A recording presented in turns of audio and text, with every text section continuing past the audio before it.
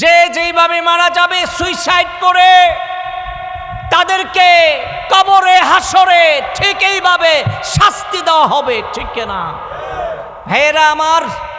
Suicide বড় অন্যায়, বড় অন্যায়, বড় গুনাহ। এই দেহটা আল্লাহর পক্ষ থেকে আমাদের জন্য নেয়ামত, এটাকে হেফাজতের দায়িত্ব আল্লাহ আমাদের উপর দিয়েছেন, ঠিক কিনা বলেন? তুমি সাধারণ বিষয়ে, সাধারণ থেকে সাধারণ বিষয়ে তুমি মন খারাপ কইরা নিজেরে শেষ কইরা লাও, এই অনুমতি আল্লাহ দেয় নাই, ঠিক কিনা বলেন? সম্মানিত ভাইয়েরা, আসুন যেভাবে আমরা নিজেদের মাল সম্পদের হেফাজত করি, যেভাবে আমরা ঘর বাড়ির হেফাজত করি, যেভাবে দলিলের হেফাজত করি, তার চেয়ে বেশি নিজের দেহের হেফাজত করি। মৃত্যু সবার একরকম হয় না।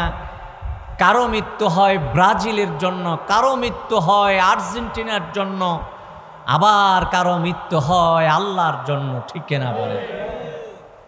একজন মানুষ আরেকজনকে সাপোর্ট করতে পারে, কিন্তু তার জন্য জীবন দিতে পারে না, ঠিক কিনা? ও দেশের খেলোয়াড়রা তোমার চিনে না, ও দেশের খেলোয়াড়রা তুমি ভিক্ষা করে খেলেও তোমার ঘরে এসে ভিক্ষা দিয়ে যাবে না, ঠিক কিনা? তুমি যে আত্মহত্যা করে মারা গেলা, তোমার কবরের জবাব তো তারা দিতে পারবে? ভাইরা, আল্লাহকে পাওয়ার জন্য, আল্লাহর দিদারের জন্য যারা আমল করবে, অবশ্যই একদিন আল্লাহ দেখা দিবে, দিদার দিবে, ঠিক কিনা? সম্মানিত হাজিরিন, তার জন্য প্রয়োজন আপনার মৃত্যুটা ভালো হতে হবে। মরণটা সুমরা, সুমরা বুঝেন? আমার আব্বাজান সব সময় দোয়া করতেন, আল্লাহ সুমরা দিও, কুমরা দিও না। সুবহানাল্লাহ পড়বেন। সুমরা বড় নেয়ামত। এই পৃথিবীর শ্রেষ্ঠ মৃত্যু হচ্ছে শাহাদাতের মৃত্যু, ঠিক কিনা বলেন? যারা শহীদ হয়ে আল্লাহর রাহে শহীদ হয়ে মারা যায়, তাদেরকে আল্লাহ বলছে মৃত বইল না, তারা জিন্দা, মইর জেতা। সুবহানাল্লাহ।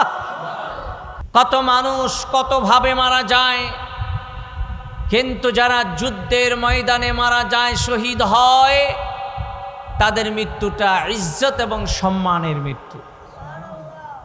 অনেকে তো জ্বরে ঘরে মারা যায়, জ্বরে ঘরে মরে না। ভাইয়েরা, একদিন সকলকেই মৃত্যুবরণ করতে হবে। কার মৃত্যুটা কেমন হবে আল্লাহ ভালো জানে, তবে শাহাদাতের মৃত্যুর আশা অন্তরে রাখতে হবে। হযরতে ওমরে ফারুক আল্লাহর কাছে দোয়া করেছেন, আল্লাহুম্মা রযুকনা শাহাদাতান ফি সাবিলিকা ওয়া মাউতান ফি বালাদি রাসূলিকা। আল্লাহর কাছে হযরতে ওমর বলেছেন, ইয়া রাব্বাল আলামিন, ওগো আমার আল্লাহ, তুমি তোমার রাহে শাহাদাতের মৃত্যু আমাকে নসিব করো, আর তোমার নবীজির মদিনায় আমার কবর নসিব করো। সম্মানিত হাজিরিন, আমার ভাইয়েরা, মৃত্যু তো একদিন হবেই। মরণের জন্য আপনি কি জোগাড় করেছেন? আপনি যে কবরে যাবেন, আপনি কি সামানা সংগ্রহ করেছেন? এটা হলো দেখার বিষয়, এটা হলো বোঝার বিষয়, এটাই আসল বিষয়। মরবে তো সবাই, কিন্তু কে কি নিয়ে মরল এটাই দেখার বিষয়, ঠিক কিনা? এই পাথরের জমিনে কত মানুষ ছিল, আজ থেকে 10 বছর আগেও যারা ছিল অনেকেই চলে গেছে। 50 বছর আগে যারা ছিল তারা বেশিরভাগ নাই, বেশিরভাগ চলে গেছে। আবার আজ থেকে 30, 40, 50 বছর পরে অনেকেই তো আমরা থাকবো না, ঠিক কিনা বলেন? আল্লাহ পাক প্রত্যেকটা মানুষকে মৃত্যু দিবে, আবার মৃত্যু দিয়েছে। প্রত্যেকটা মানুষকে হায়াত দান করেছে। আল্লাহ বলেন, আল্লাযী খালাকাল মাউতা ওয়াল হায়াতা লিয়াবলুয়াকুম আইয়ুকুম আহসানু আমালা। হে দুনিয়ার মানুষেরা, তোমাদেরকে আমি মরণ দিয়েছি, জীবন দিয়েছি। কেন দিয়েছি জানো নি? আমি পরীক্ষা করতে চাই তোমাদের মধ্যে কে সবচেয়ে বেশি উত্তম আমল করে। ভাইরা, মরণটা যেন ভালো হয়, ঠিক কিনা? কিছুদিন আগে আপনারা দেখেছেন ব্রাজিলকে সাপোর্ট করে ব্রাজিল ফেল, এর জীবনও ফেল। ব্রাজিলকে সাপোর্ট করে ব্রাজিল আউট হয়ে গেছে, ভালো রেজাল্ট করতে পারে নাই। সে চিন্তা করছে আমার আর থাইকা লাভ নাই। তারে তো আল্লাহ ফাটাইছিল ব্রাজিলের লেগে, হ্যাঁ, আর্জেন্টিনার লেগে ফাটাইছে। যুবক ভাইরা, গভীর মনোযোগ দিয়ে শোনো। তুমি যে জীবন দিলা ব্রাজিলের জন্য, তার সম্মান তোমার সম্মান এটা কোনোদিন হতে পারে না, ঠিক কিনা? ব্রাজিল সম্মান অর্জন করতে পারে নাই, তুমি তোমার জীবনটাকে শেষ করে দিলা। তোমার ছেলে আছে, মেয়ে আছে, বিবি আছে, তোমার মা আছে, বাবা আছে, তাদের হক নষ্ট করলা, তাদের কলিজায় আঘাত দিলা। তুমি কারে খুশি করলা আর কারে ব্যথা দিলা তোমার খবর আসেনি। কাফের মুশরিকদের জন্য জীবনটা বিলিয়ে দিলা, তুমি কবরে কি জবাব দিতে পারবে? ভালোবাসার একটা সীমানা থাকা দরকার, সীমা থাকা দরকার। আমার দেশের ছেলেরা ভালোবাসার সীমা পার হয়ে গেছে, ঠিক কিনা বলেন?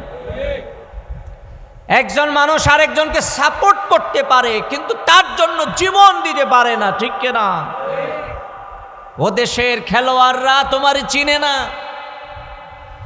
ও দেশের খেলোয়াড়রা তুমি ভিক্ষা করে খেলেও তোমার ঘরে এসে ভিক্ষা দিয়ে যাবে না, ঠিক কিনা? তুমি যে আত্মহত্যা করে মারা গেলা, তোমার কবরের জবাব তো তারা দিতে পারবে? মৃত্যু সবার একরকম হয় না।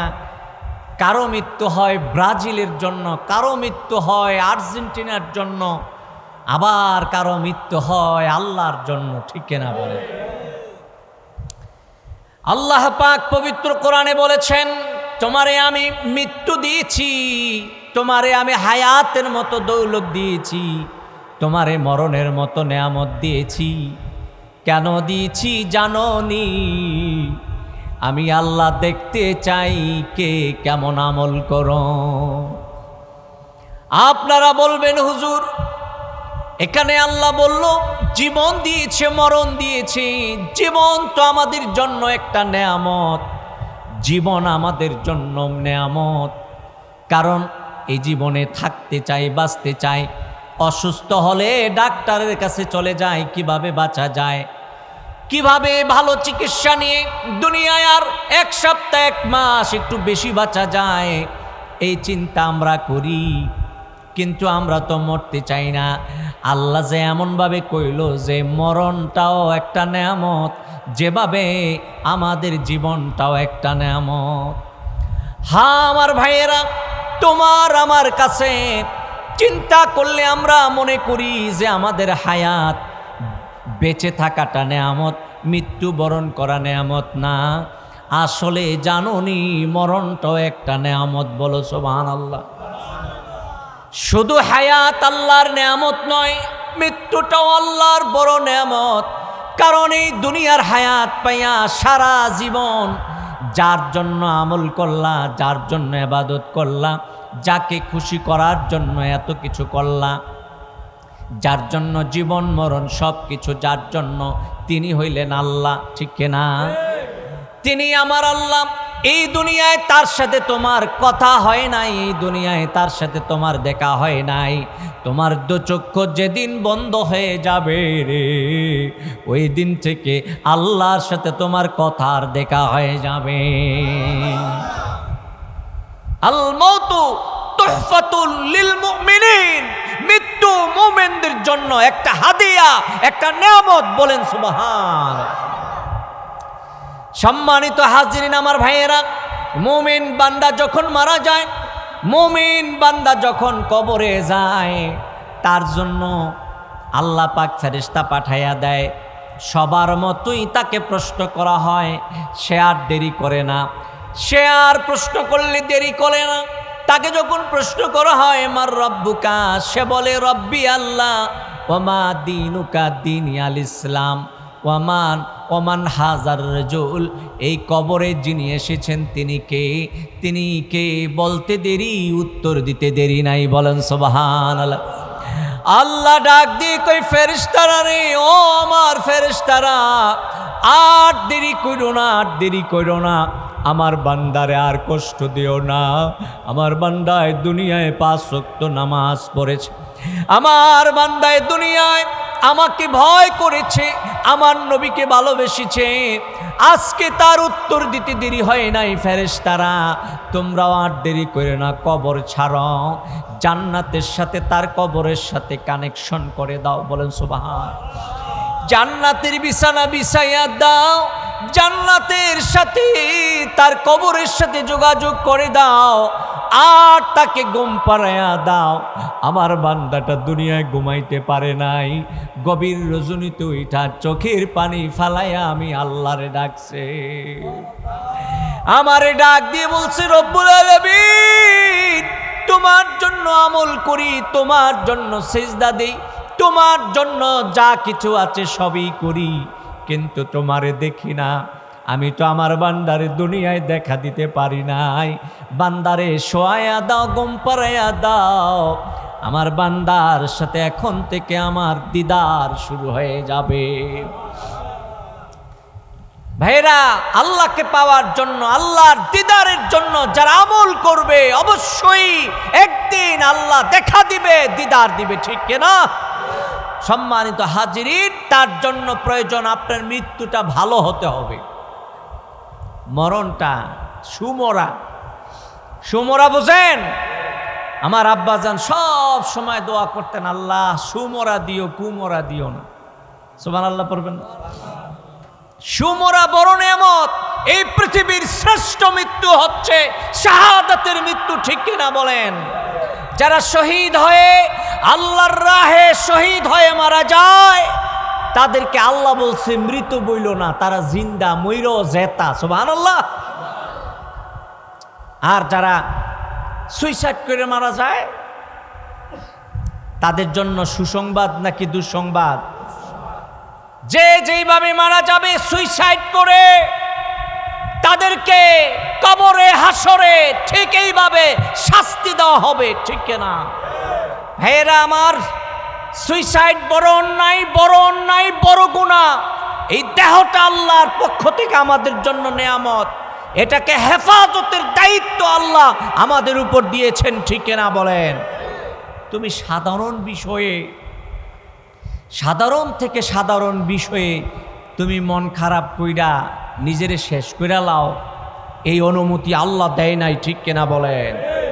সম্মানিত ভাইয়েরা, আসুন যেভাবে আমরা নিজেদের মাল সম্পদের হেফাজত করি, যেভাবে আমরা ঘর বাড়ির হেফাজত করি, যেভাবে দলিলের হেফাজত করি, তার চেয়ে বেশি নিজের দেহের হেফাজত করি, ঠিক কিনা বলেন? এই দেহের হেফাজত করা আমাদের উপর ফরজ, এই দেহটাকে যত্ন নেওয়া আমাদের উপর ফরজ।